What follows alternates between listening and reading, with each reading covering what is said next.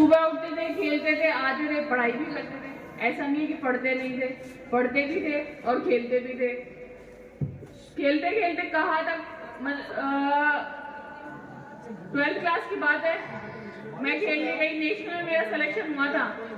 मैं वहां तक गई, वहां जाने के बाद में कैंप लगा और मेरे को गेम से निकाल दिया गया। कैंप के बाद में बहुत दुख हुआ कि मैं इतने साल से मेरा सिलेक्शन हो रहा था। तो मैं घर आई, रोने भी लगी। जब तो छोटी थी तो पिताजी ने कहा क्यों रो रही है। मैंने बोला कि इतने साल से तो सिलेक्शन हो रहा था, इस बार नहीं हुआ, ऐसा क्यों हुआ। तो उन्होंने बोला कहीं ना कहीं तुम्हारी मिस्टेक रही होगी, इसलिए सिलेक्शन नहीं हुआ। उसके बाद जो मैंने मेहनत करी, उसके बाद मेहनत में मेरा इतना, वो एक सिलेक्शन ने मुझे इतना आगे पहुंचाया कि मैं एक अंतर्राष्ट्रीय स्तर पर भी मेडल प्राप्त करके आई। तो मेरा कहना यही है कि कभी हार से डरना नहीं है। हार तो हम लोगों को आगे पहुंचाती है। तुम ऐसे सोचो कि आज हम यहाँ पर है, कल कहाँ पहुंचेंगे। तो कल कहाँ पहुंचना है वो आज ही सोचोगे तो ही पहुंच पाओगे। मैं जब खेलना शुरू किया था तब मैं ये भी नहीं जानती थी कि कौन सा गेम खेलना। बस हम जाते थे, रनिंग करते थे, प्रैक्टिस करते थे, वापस आ जाते थे। काफी दिन बाद में ये डिसाइड हुआ कि हाँ हैंडबॉल खेलना है। हैंडबॉल विश्व का सेकंड फास्टेस्ट गेम है। First fastest game ice hockey है, सेकंड फास्टेस्ट गेम हैंडबॉल है। वो मैंने खेलना शुरू किया और खेलते खेलते कॉलेज पास कर लिया था। काफी टूर्नामेंट खेले, घर आते थे, चल जाते थे, आते थे, चल जाते थे। कई बार तो ये होता था कि अपने माता पिता से मिलना भी नहीं होता था। और एक टूर्नामेंट के बाद दूसरा टूर्नामेंट, दूसरे के बाद तीसरा टूर्नामेंट चलता रहता था। खेलते रहते थे, खेलते रहते थे। पहले इतनी उपलब्धियां होने के बाद भी नौकरियां नहीं मिलती थी। केवल एक था पीटीआई बन सकते हो, और वो मुझे नहीं बनना था। सारे बोलते थे खेल के आगे कहाँ पहुंचोगे, पीटीआई बनना है। तो पीटीआई के लिए तो वैसे भी अब तो बहुत हो चुका, अब पढ़ लो, कोई आरएस बन जाओ, कुछ और कुछ बन जाओ। मगर हमारे तो दिमाग में एक ही भूत सवार था कि भाई खेलना है, बाद में नौकरी मिलेगी तो देखा जाएगा।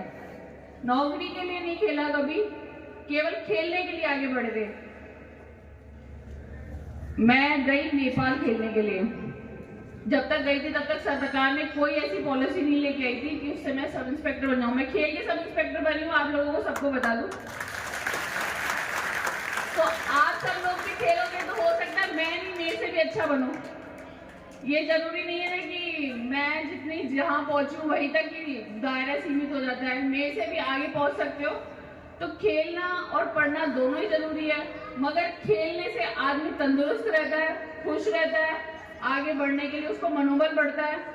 तो खेलना इसीलिए जरूरी है कि आप तंदुरुस्त रहोगे तो पढ़ भी अच्छी तरह पाओगे, और पढ़ पाओगे तो या तो पढ़ाई में आगे जाओगे या खेल में आगे जाओगे। ये आपको चुनना है कि आपको किधर की साइड आगे जाना है। क्या हुआ, धूप लग रही है? कोई बात नहीं, थोड़ी देर लगेगी, अभी तो सर्दी है।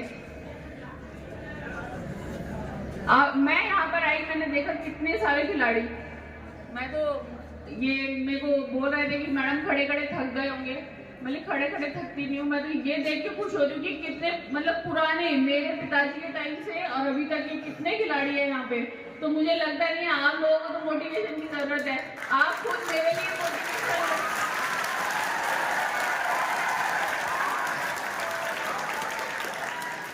कहने को बोलते हैं कि ग्रामीण परिवेश है, मगर जो दम और जो साहस गांव के बच्चों में होता है ना, शहर के बच्चों में नहीं होता है। तो आप सब लोग खेलो। आप लोगों को इतने अच्छे शिक्षक मिले, वो पीटीआई सर जो बहुत मेरे को पता चला उनके बारे में, उन्होंने काफी कुछ किया आपके स्कूल के लिए, और अभी आपके पीटीआई सर है।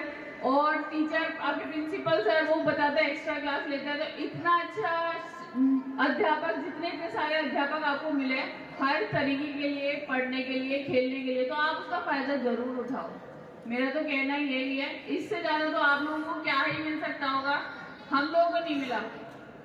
या तो हमको खेलने को मिलता था, तो हम लोग कोचेस, हमको स्कूल में हमारे पीटीआई था ही नहीं खिलाने के लिए, हम तो स्टेडियम में जाते थे, वही खेलते थे। आप लोगों के पास तो इतने अच्छे पीटीआई सर है कि आप लोग तो आगे बढ़ सकते हो। कोशिश यही रहेगी, कोशिश यही रहेगी मैं इनसे जुड़ी हुई रहूं। अगर आप लोगों को किसी तरह की कोई परेशानी हो या आगे बढ़ने के लिए फ्यूचर में किसी भी तरह की कोई जरूरत पड़े तो मैं आप इनको बताना या मुझे बताएंगे। मेरे से जो हो पाएगा मैं आपके लिए करूंगी। मुझे यहाँ आगे इतना अच्छा लगा, इतने खिलाड़ी इतने शहर में भी नहीं होते भैया। लड़कों के नाम ज्यादा थे, लड़कियों के कम थे। यहाँ पे अगर पेरेंट्स बैठे तो प्लीज सुने, लड़कियां किसी से कम नहीं होती है। लड़कियों को अवसर दोगे तो लड़कियां आगे पहुंचेंगी।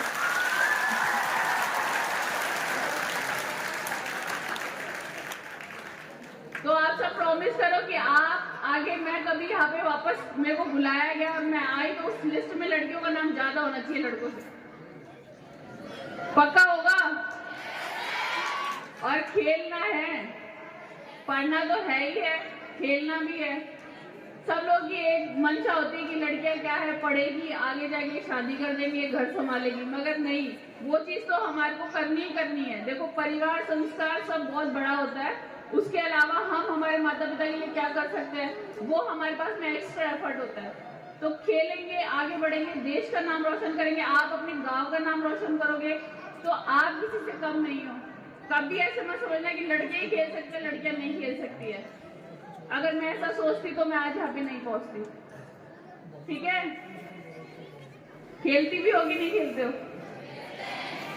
खेलते हो? पीटीए सर खिलवाते? ठीक है, अगली बार पक्का कोई ना कोई तो मिलेगा।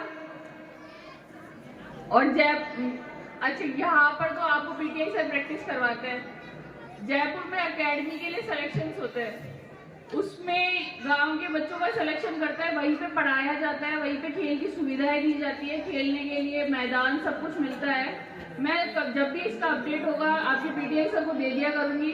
तो आप जिस भी गेम में रुचि रखते हो आप लोग ट्रायल के लिए वहां पे आना।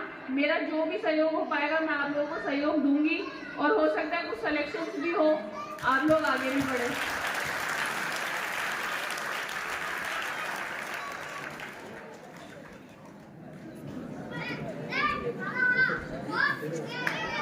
चलो ठीक है,